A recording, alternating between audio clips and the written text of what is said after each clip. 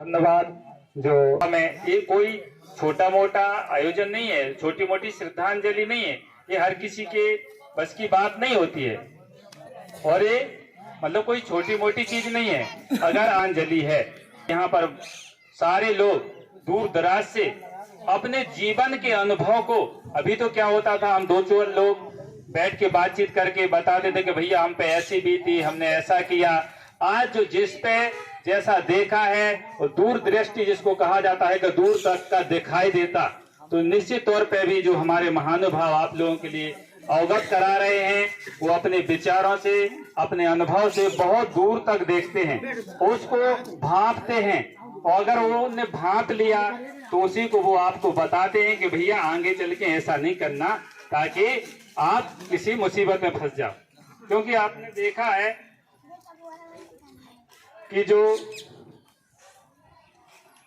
एक हमारे बुजुर्ग होते हैं, वो बीड़ी तंबाकू खाते हैं और अपने छोटे से बच्चे से कहते हैं कि बेटा बीड़ी तंबाकू नहीं खाना है, बीड़ी नहीं पीना है, सिगरेट नहीं पीना, दारू नहीं पीना, क्योंकि उसका उनको पता होता है कि इसका टेस्ट और इसका फायदा क्या होता है। वो वही जब बचपन में होते हैं तो बहुत खूब। तो इसी बीच जो हमारे महानुभाव हैं वो बहुत दूर तक का देखते हैं और बहुत कुछ अनुभव करते हैं। उस अनुभव को हमारे आने वाली पीढ़ी के लिए, नई जनरेशन के लिए बताते हैं कि भैया इससे बचो। फिर भी हम कहते अरे तो फिर भाई आप जाने, आप खुद जिम्मेदार हैं। इसी बीच हम सम्मानित बहुत ही निस्वार्थ समाज से भी, जो हम आपको अभी पहले अवगत भी करा चुके हैं कि स्वामी विवेकानंद जी जो कहते थे कि social service is God worship, समाज सेवा ही ईश्वर सेवा है। जो हमारे बीच में एयरफोर्स रिटायरमेंट बाबूजी, जो हम सभी के प्राण हैं, वो आपके लिए अपने सटीक विचारों के माध्यम से इस परिवार को शोक संवेदना व्यक्त करेंगे। आप लोग निश्चित ही तौर पर उनके अगर एक दो विचार भी सुन लिए तो निश्चित से एक पीढ़ी का नहीं, 7 पीढ़ी का और कई पीढ़ियों का उद्धार हो जाएगा और समाज में एक बहुत ही अच्छी दिशा, रोशनी जिसको कभी नहीं बुझा सकते हम।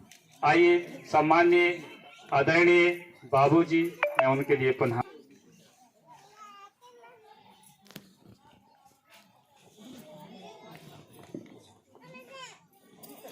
सर्वप्रथम दिवंगत आत्मा को पुष्पांजलि अर्पित करते हुए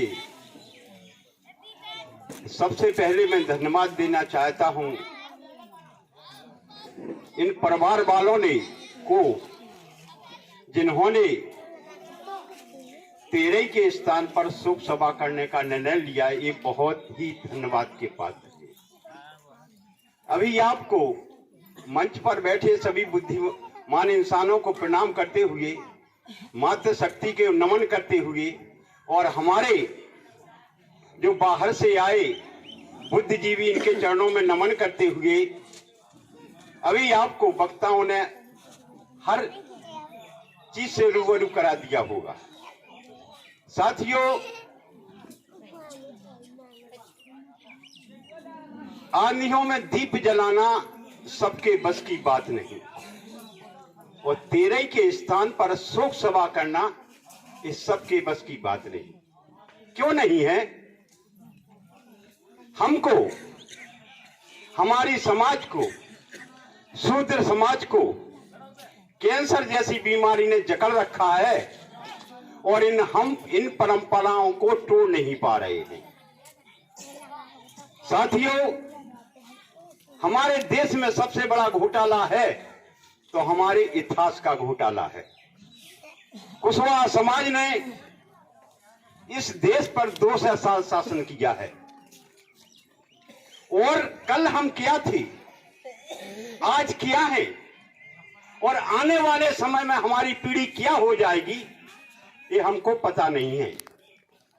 जब हम इस देश पर शासक थे उस समय अपना देश सोने की चिड़िया था और विश्व गुरु था, लेकिन चंद चालाक आदमियों ने, मुट्ठी भर आदमियों ने हमारे देश पर कब्जा करके हमको इन परंपराओं, रूढ़िवादी प्रथा, अंधविश्वास में फंसा दिया है। हम जब माताएं बैठी तेरे से ये नहीं है कि पैसा बचाना नहीं है।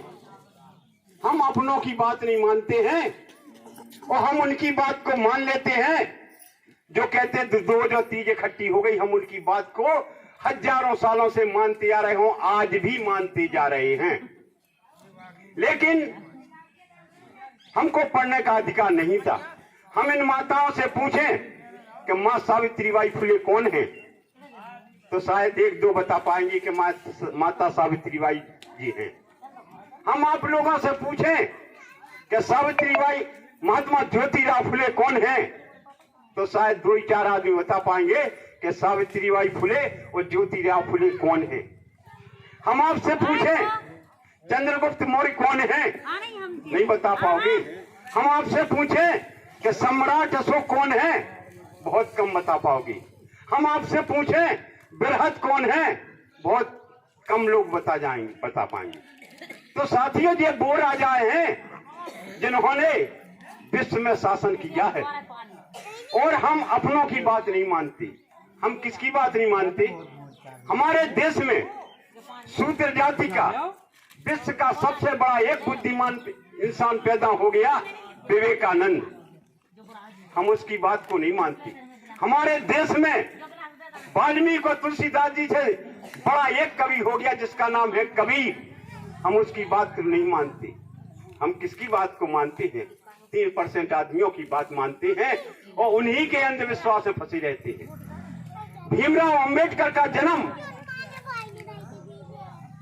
हिंदू धर्म में हुआ था, लेकिन भीमराव अंबेडकर ने कहा था कि मेरा जन्म हिंदू धर्म में हुआ, ये मेरे बस की बात नहीं है, लेकिन मैं हिंदू धर्म में मरूंगा नहीं।